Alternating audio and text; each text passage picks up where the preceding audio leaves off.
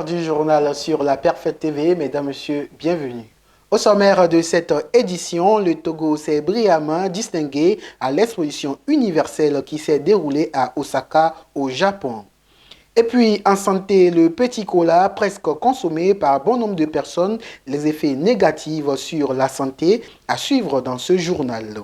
Voici les grandes lignes de cette édition. Les détails, c'est dans un instant. Le Togo s'est brillamment distingué ce 21 août 2025 à Osaka à l'exposition universelle qui s'est déroulée au Japon. À travers un pavillon à la fois moderne, authentique et inspirant, le Togo a su mettre ses valeurs, ses atouts majeurs. Suivons ensemble les moments forts de cette exposition. Ce 21 août 2025 à Osaka, le Togo a fait vibrer l'Expo universelle au rythme de sa culture et de son ouverture au monde. À l'occasion de sa journée nationale, la République togolaise a offert au monde un spectacle vivant, mêlant tradition et modernité dans une atmosphère festive et fraternelle. La journée s'ouvre par une parade spectaculaire et haute en couleurs. Au National Day Hall, place à l'émotion et à la solennité.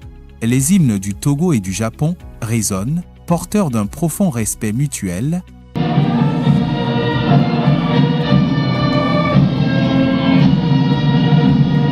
Les allocutions officielles, empreintes de fraternité, rappellent l'importance de ce moment. Renforcer les liens d'amitié et de coopération entre Lomé et Tokyo, mais aussi affirmer l'identité culturelle du Togo sur la scène internationale. Le Togo, notre pays, à dimension modeste mais aux grandes ambitions, s'est résolument engagé dans la dynamique d'un développement inclusif et durable. À travers notre pavillon, nous offrons au monde le visage authentique de notre culture millénaire, de notre artisanat exceptionnel et de nos opportunités économiques dans les secteurs porteurs tels que l'agriculture, la logistique, les énergies renouvelables, le tourisme et l'industrie. Puis vient le temps fort de la journée. La scène s'embrase au rythme des artistes togolais. À vous des groupes King Papa Vimensa, l'icône de la chanson togolaise, entre ensuite en scène. Dans une prestance majestueuse, il capte l'attention par sa voix profonde et envoûtante. Enfin, le groupe folklorique Nounana déploie toute la force et la beauté de la tradition togolaise. Ces trois prestations, complémentaires et intenses, ont animé la scène et fait chavirer le cœur des spectateurs qui se sont laissés emporter par la magie de l'instant. Direction la commune Vaux 1 qui bénéficiera d'un reboisement avec l'aide de l'ONG Famille engagée pour le développement inclusif en Afrique. Un geste qui s'inscrit dans le cadre de la protection de l'environnement. Des précisions avec Eplus Média. Ici, nous sommes sur les berges de la rivière Akbouloé à Vaux-Adabou, commune Vaux 1. Ce site va bénéficier d'un reboisement de 5 hectares sous les auspices de l'ONG Famille engagée pour le développement inclusif en Afrique, FEDIA. Nous avons constaté que la rivière Akbouloé a été dégradée par les effets climatiques. Il y a eu beaucoup d'herbes. C'est pour ça que nous sommes venus voir la population pour voir dans quelle mesure nous pouvons faire la restauration et en même temps aider les femmes à optimiser leur économie à travers le maraîchage. En dehors du reboisement, un site de maraîchage sera aménagé. Restaurer 5 hectares autour du berge de la rivière par le reboisement de 2500 plants. Nous allons également exploiter 2 hectares pour le maraîchage avec les femmes. Nous allons renforcer les capacités des femmes qui vont bénéficier du projet de maraîchage. Nous allons également renforcer la capacité des bénéficiaires de transformation de production d'huile et de gari.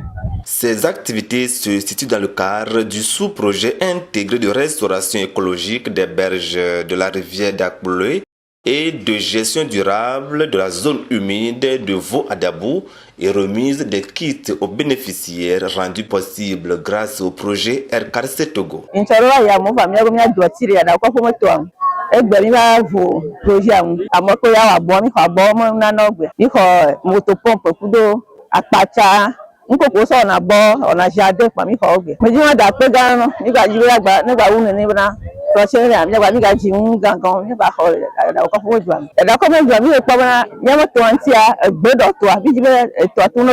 Et puis, il dit qu'il y a droiti, au tati, à peu, pour faire mal, il doit venir à dos, il dit, il pose là. Les activités ont été officiellement lancées le 21 août 2025 par le représentant du préfet de Vaud à Adabou dans la commune de Vaud 1. Rappelons que le sous-projet a été financé par le FEM à travers la FAO. On l'annonçait en début d'édition, connu pour ses vertus médicinales et ses effets stimulants, le petit cola séduit un bon nombre de consommateurs. Cependant, des spécialistes appellent à la prudence. Une consommation excessive pourrait avoir des effets négatifs sur la santé. Nous retrouvons des précisions dans ce reportage avec Actu 7. Il est petit et apprécié de ceux qui en connaissent les vertus médicinales. Le petit cola, ce fruit traditionnel, occupe une place de choix sur les étals des marchés. À Adjamé, il existe même un marché dédié à ce produit où il se vend aussi bien en gros qu'au détail. Beaucoup d'hommes consomment à cause de la virilité, mais moi je consomme à cause de mon problème du cerf. En tout cas, moi ce que je connais bien, on dit les hommes. Ou même c'est les hommes, et ça les rend puissants bien. C'est un stimulant naturel parce qu'il contient de la caféine. La caféine qui pousse, c'est un stimulateur de l'organisme. Voilà. Il y a ce stimulant naturel là. Il y a le deuxième effet qui est l'effet, comment on dit, aphrodisiaque. Aphrodisiaque, ça dit, ça permet à booster la capacité sexuelle de l'individu. Cependant, malgré ses nombreux bienfaits, une consommation excessive pourrait présenter des risques pour la santé. J'ai décrit sa teneur en caféine. Déjà, c'est pas conseillé. La caféine n'est pas conseillée chez les enfants et chez les femmes enceintes. Voilà. Donc, enfant d'un certain âge, c'est pas trop conseillé. Voilà. Femme enceinte, c'est pas trop conseillé. Parce que la femme enceinte, déjà, elle est doublement exposée. Il y a elle-même en tant que sujet fragile, et puis il y a son enfant qui est dans les premiers âges de développement intra-utérin qui n'a pas besoin de certains éléments tels que les caféines, tout ça, voilà, qui sont un peu dangereux pour eux. Donc, c'est pas conseillé chez la femme enceinte et c'est pas conseillé chez l'enfant. Le petit cola séduit par ses propriétés médicinales et ses usages variés. Comme tout produit naturel, il doit être consommé avec modération afin de profiter de ses bienfaits sans en subir les effets indésirables. En France, le vote confiance du 8 septembre, les oppositions déjà tournées vers l'après-Bayrou.